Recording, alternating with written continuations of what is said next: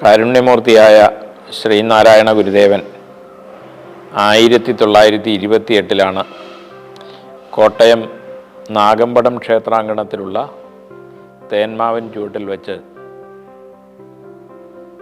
ശിവഗിരി തീർത്ഥാടനത്തിന് അനുമതിയും അനുഗ്രഹവും നൽകിയത്. എന്നാൽ ചില സാങ്കേതിക കാരണങ്ങളാൽ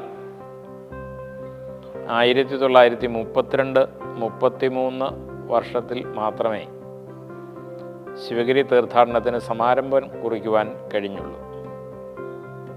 1932 കേവലം 5 തീർത്ഥാടകരാൽ ഇലവുംതിട്ടയിലെ മൂലൂർ സ്മാരകത്തിൽ നിന്നും ആരംഭിച്ച ശിവഗിരി തീർത്ഥാടനം ഇന്ന് ആഗോളതലത്തിൽ ശ്രദ്ധിക്കപ്പെടുന്ന ഒരു തീർത്ഥാടന മഹാമഹമായി മാറിക്കഴിഞ്ഞിരിക്കുന്നു. ഇന്ത്യക്ക് സ്വാതന്ത്ര്യം കിട്ടുന്നതിന് പതിറ്റാണ്ട് മുമ്പാണ് ഗുരു ശിവഗിരി തീർത്ഥാടന ലക്ഷ്യങ്ങളായി വിദ്യാഭ്യാസവും ശുചിത്വവും ഈശ്വരഭക്തിയും സംഘടനയും കൃഷിയും കച്ചവടവും കൈത്തൊഴിലും സാങ്കേതിക ശാസ്ത്ര പരിശീലനവും ശിവഗിരി തീർത്ഥാടന ലക്ഷ്യങ്ങളായി പ്രഖ്യാപിച്ചത്. അതാത് വിഷയങ്ങളിൽ പ്രാവീണ്യം നേടിയവരെ കൊണ്ട് പ്രസംഗങ്ങൾ പറയിപ്പിക്കണമെന്നും ശ്രീബുദ്ധൻ്റെ പഞ്ചശുദ്ധിയോ വ്രതം അനുഷ്ഠിച്ച് പീതാംബരധാരികളായി ശിവഗിരിയിൽ എത്തിച്ചേരുന്ന തീർത്ഥാടകർ ഇവിടെ നടക്കുന്ന പ്രസംഗങ്ങൾ സശ്രദ്ധം കേൾക്കണമെന്നും ഇവിടെ നിന്ന് കിട്ടുന്ന അറിവിനെ പ്രയോഗത്തിൽ വരുത്തി ജീവിത വിജയം നേടണമെന്നും നിഷ്കർഷിക്കുകയുണ്ടായി. നമുക്കറിയാം, ഒരു മനുഷ്യരാശിയുടെ സമഗ്രമായ വളർച്ചയ്ക്കും പുരോഗതിക്കും പ്രഥമവും പ്രധാനവുമായി വേണ്ടത് വിദ്യാഭ്യാസമാണ്. ഗുരുവിൻ്റെ വിദ്യാഭ്യാസ സങ്കല്പം വളരെ ദീപ്തമാണ്. ഭൗതികമായ വളർച്ചയ്ക്ക് ഉതകുന്നതും ആത്മീയമായ പുരോഗതി നേടുന്നതിന് ഉപകരിക്കുന്നതുമായ പരാവിദ്യയെയും അപരാവിദ്യയെയും ഉൾക്കൊള്ളിച്ചിട്ടുള്ളതാണ് ഗുരുവിൻ്റെ ബൃഹത്തായ വിദ്യാഭ്യാസ സങ്കല്പം.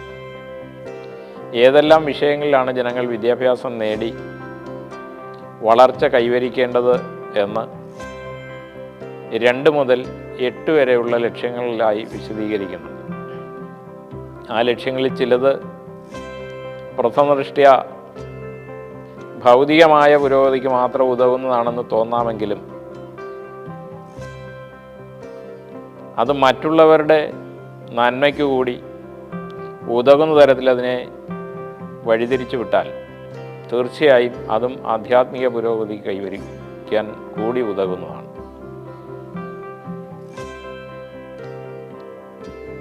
ഒരു മനുഷ്യൻ്റെ സമഗ്രമായ വളർച്ച എന്ന് പറയുന്നത് ആധ്യാത്മികവും ഭൗതികവുമായ വളർച്ചയുടെ സമ്മേളനം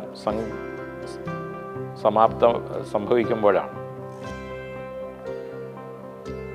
കേവലമായ ഭൗതിക വളർച്ച നൈമിഷികമാണ്. അതുകൊണ്ടാണ് ഗുരു പറയുന്നത് ആധ്യാത്മികതയിലും ഭൗതികതയിലും ഉന്നമനം ഉണ്ടാകണം. ഗുരു പറഞ്ഞ തീർത്ഥാടന ലക്ഷ്യങ്ങളെല്ലാം തന്നെ ഒന്നിനൊന്ന് പ്രസക്തി വർദ്ധിച്ചു വരുന്നൊരു സാഹചര്യമാണ് നമ്മളിപ്പോൾ കണ്ടുകൊണ്ടിരിക്കുന്നത്. ഉദാഹരണത്തിന് പറഞ്ഞാൽ, ഈ അടുത്ത കാലത്തായി വീണ്ടും കൊറോണ നമ്മുടെ രാജ്യത്തൊക്കെ വന്നു കഴിഞ്ഞിരിക്കുന്നു. ശുചിത്വം പരിപാലിക്കേണ്ടതിൻ്റെ ആ അനിവാര്യത ഏതാനും വർഷങ്ങൾക്ക് മുമ്പ് വികസിതവും വികസ്വരവുമായ രാഷ്ട്രത്തലവന്മാർ യുദ്ധകാലാടിസ്ഥാനത്തിൽ ജനങ്ങളെ ഉദ്ബോധിപ്പിച്ചതാണ്. നമ്മളതിൻ്റെ ബുദ്ധിമുട്ടുകളും അനുഭവിച്ചു കഴിഞ്ഞു. അതിൽ നിന്ന് വിടുതൽ നേടുന്നതിനിടയിലാണ് വീണ്ടും കൊറോണയുടെ പുതിയൊരു വേരിയൻ്റ് ഇപ്പോൾ വ്യാപകമായിക്കൊണ്ടിരിക്കുന്നത്. തീർച്ചയായും മനുഷ്യരാശിയുടെ നിലനിൽപ്പിന് തന്നെ ബാഹ്യവും ആഭ്യന്തരവും വ്യക്തിനിഷ്ഠവും സാമൂഹികമായ ശുചിത്വം പരിപാലിക്കേണ്ടത് അനിവാര്യമാണ്. ശുചിത്വവും ആരോഗ്യവുമായി ഒരേ വസ്ത്രത്തിലെ ഊടും പാവും പോലെ കെട്ടുപിണഞ്ഞിരിക്കുന്നത് കൊണ്ട് ശുചിത്വ പരിപാലനം ആരോഗ്യ സുരക്ഷയ്ക്ക് അനിവാര്യമാണെന്ന് നമുക്കെല്ലാവർക്കും ഇപ്പോൾ ബോധ്യപ്പെട്ട് കഴിഞ്ഞു.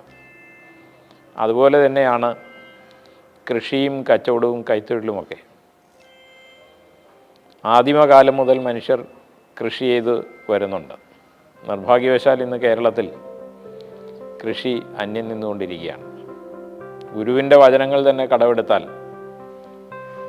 കൃഷിയാണ് ജീവരാശിയുടെ നട്ടെല്ല് എന്നാണ്. ഇപ്പോൾ നമുക്കറിയാം, അതിൻ്റെ പ്രതിസന്ധികൾ നമ്മൾ അനുഭവിച്ചുകൊണ്ടിരിക്കുകയാണ്. വിലവർദ്ധനവ് നിരന്തരമായി ഉണ്ടായിക്കൊണ്ടിരിക്കും ഭക്ഷ്യസാധനങ്ങൾക്ക്. നമ്മളൊരു ഉപഭോക്തൃ സംസ്ഥാനമായി മാറിക്കഴിഞ്ഞിരിക്കുകയാണ്. ഹരിയാനയിൽ നിന്നോ ആന്ധ്രയിൽ നിന്നോ തമിഴ്നാട്ടിൽ നിന്നോ ഒക്കെ അരിയും മറ്റും വന്നില്ലെങ്കിൽ നമ്മൾ പട്ടിണിയാവുന്ന രീതിയിലേക്ക് മലയാളികൾ മാറിക്കഴിഞ്ഞിരിക്കുന്നു. കൃഷിയെ ആധുനിക സാങ്കേതിക വിദ്യ ഉപയോഗിച്ച് പരിഷ്കരിക്കുകയും അത് സാമ്പത്തിക നഷ്ടമുണ്ടാക്കാത്ത രീതിയിൽ, ആരോഗ്യത്തിന് ഹാനികരമാകാത്ത രീതിയിലും ഉപയോഗപ്പെടുത്തേണ്ടിയിരിക്കുന്നു. നമ്മുടെ രാഷ്ട്രമായ ഇന്ത്യ പൊതുവെ കാർഷിക പ്രധാനമാണ്. അതുകൊണ്ട് തീർച്ചയായിട്ടും കൃഷിയും അനുബന്ധ വ്യവസായങ്ങളും വളർത്തിയെടുത്തേ മതിയാവുകയുള്ളൂ. അതുപോലെ തന്നെയാണ് കച്ചവടവും. വ്യവസായവും കച്ചവടവും ഒക്കെ നടത്തി സാമ്പത്തിക അഭിവൃദ്ധി നേടാൻ ഗുരു പറയുന്നുണ്ട്. ഒരു രാഷ്ട്രത്തിൻ്റെ സുസ്ഥിരത എന്ന് പറയുന്നത് അതിനടിസ്ഥാനം സാമ്പത്തിക ഭദ്രതയാണ്. അതുപോലെ തന്നെ തൊഴിലില്ലായ്മയുടെ ഉന്മൂലനം, കൈത്തൊഴിലുകളും കാർഷിക അനുബന്ധ വ്യവസായങ്ങളും ഒക്കെ വളർന്നു വരുമ്പോൾ നമ്മുടെ രാജ്യം സ്വയം പര്യാപ്തതയിൽ എത്തിച്ചേരും. ഇതിനെല്ലാം ഉപരിയായി ശാസ്ത്ര സാങ്കേതിക പരിശീലനം. ആ രംഗത്ത് നമ്മൾ മുന്നേറി ഇന്ന് ലോകത്തിന് മേലെ ഇന്ത്യയുടെ ദേശീയ പതാക പാറിപ്പറപ്പിച്ചുകൊണ്ടിരിക്കുന്ന ഒരു അഭിമാന മുഹൂർത്തമാണ്. നമ്മുടെ മംഗൾയാൻ്റെ ആദ്യ ശ്രമത്തിലുള്ള പരിപൂർണ വിജയവും ചന്ദ്രയാൻ 3യുടെ വിജയവും ആദിത്യ L1ൻ്റെ വിജയവുമൊക്കെ അതാണ് സൂചിപ്പിക്കുന്നത്. നമ്മുടെ ചന്ദ്രയാൻ 3യിൽ നമ്മുടെ ശാസ്ത്രജ്ഞന്മാർ തന്നെ പറഞ്ഞിരുന്നത് അത് വിജയകരമാകും. അതുമാത്രവുമല്ല, അതിനൊരു വലിയ അന്താരാഷ്ട്ര റെക്കോർഡുമുണ്ട്. ദക്ഷിണധ്രുവത്തിൽ സോഫ്റ്റ് ലാൻഡിംഗ് നടത്തിയ ലോകത്തിലെ ആദ്യ രാഷ്ട്രം എന്നുള്ള അംഗീകാരവും നമ്മൾ നേടിക്കഴിഞ്ഞിരിക്കുന്നു. നമ്മുടെ ശാസ്ത്രജ്ഞന്മാർ പോലും വിചാരിച്ചിരുന്നത് ഒരു സോഫ്റ്റ് ലാൻഡിംഗ് ആണ്. പക്ഷേ നമുക്ക് 2 സോഫ്റ്റ് ലാൻഡിംഗ് നടത്താൻ തക്ക രീതിയിൽ നമ്മുടെ ലാൻഡറും റോവറുമൊക്കെ വളരെ വിജയകരമായി പ്രവർത്തിപ്പിക്കുന്നതിന് നമ്മുടെ ശാസ്ത്രജ്ഞന്മാർക്ക് കഴിഞ്ഞു. അതുപോലെ തന്നെ അതൊരു സ്ലീപ്പിംഗ് മോഡിലേക്ക് മാറ്റാനും കഴിഞ്ഞു. ഒരു അവേക്കനിങ് മോഡിലേക്ക് കൊണ്ടുവരുന്നതിന് പ്രായോഗികമായി സൂര്യപ്രകാശത്തിൻ്റെ സ്കേഴ്സിറ്റി മൂലം കഴിഞ്ഞില്ല എന്ന് മാത്രമേ ഉള്ളൂ. പക്ഷേ നമ്മുടെ വിജയം ചെറുതല്ല. ഒരു കാലത്ത് ഇന്ത്യയെ ശാസ്ത്ര സാങ്കേതിക രംഗത്ത് പിച്ചവെക്കുന്ന ഒരു രാജ്യമായി പോലും അംഗീകരിക്കാൻ തയ്യാറാകാതിരുന്ന അമേരിക്കയുടെ നാസ പോലുള്ള ഏജൻസികൾ ഇന്ന് വോളണ്ടറിയായി, നമ്മൾ ആവശ്യപ്പെടാതെ തന്നെ നമ്മളോടൊപ്പം ശാസ്ത്ര സാങ്കേതിക രംഗത്ത് പ്രവർത്തിക്കാൻ തയ്യാറാണ് എന്ന് അറിയിച്ചിരിക്കുന്ന സന്ദർഭം കൂടിയാണ്. അതിനെല്ലാം ഉപരിയായി രാജ്യത്തിൻ്റെ സമ്പദ്ഘടന വളർത്തുന്നതിൽ വിദേശ നാണ്യശേഖരം ഒരു പ്രധാന ഘടകമാണ്. വിദേശ രാജ്യങ്ങളുടെ സാറ്റലൈറ്റുകൾ ഏറ്റവും കുറഞ്ഞ ചിലവിൽ കൃത്യമായ സമയത്ത് കൃത്യമായ ഓർബിറ്റിൽ എത്തിച്ച് പ്രവർത്തനക്ഷമമാക്കുന്നതിൽ ഇന്ത്യ കൈവരിച്ചിരിക്കുന്ന നേട്ടം ചെറുതല്ല. അത് വ്യാവസായിക തലത്തിൽ നമുക്ക് ഉപയോഗപ്പെടുത്തിയാലും അതുപോലെ തന്നെ നമ്മുടെ ദൈനംദിന ജീവിതത്തിൽ ഉപയോഗപ്പെടുത്തിയാൽ തീർച്ചയായും നമ്മളും നമ്മുടെ രാഷ്ട്രവും ലോകവും തന്നെ വലിയ പുരോഗതിയിലേക്ക് ഉയരും എന്ന കാര്യത്തിൽ പക്ഷാന്തരമില്ല. ശ്രീനാരായണ ഗുരുദേവൻ ഇത് പറയുന്നത് 1928-ലാണ്. ഇന്ത്യക്ക് സ്വാതന്ത്ര്യം കിട്ടി എത്രയോ പതിറ്റാണ്ടുകൾ കഴിഞ്ഞിട്ടാണ് നമ്മുടെ ശാസ്ത്ര സാങ്കേതിക രംഗത്ത് സജീവമാകുന്നത്. അപ്പോൾ ഇവിടുത്തെ രാഷ്ട്ര തലവന്മാരും രാഷ്ട്രമീമാംസകന്മാരും സാമ്പത്തിക ശാസ്ത്രജ്ഞരും ശാസ്ത്ര സാങ്കേതിക രംഗത്ത് വൈദഗ്ധ്യമുള്ളവരുമൊക്കെ ഇതിനെക്കുറിച്ച് ചിന്തിക്കുന്നതിന് പതിറ്റാണ്ടുകൾക്ക് മുമ്പ് തന്നെ ഗുരു ഇത് തീർത്ഥാടനത്തോടനുബന്ധമായി ഒരു ഔദ്യോഗിക പ്രഖ്യാപനമായി കൊണ്ടുവരികയും ശാസ്ത്ര സാങ്കേതിക രംഗത്ത് നമ്മുടെ ആളുകൾ, നമ്മുടെ വിദ്യാർത്ഥികൾ ട്രെയിനിങ് നേടി മികവ് കാട്ടണമെന്നും നിഷ്കർഷിച്ചിരുന്നു.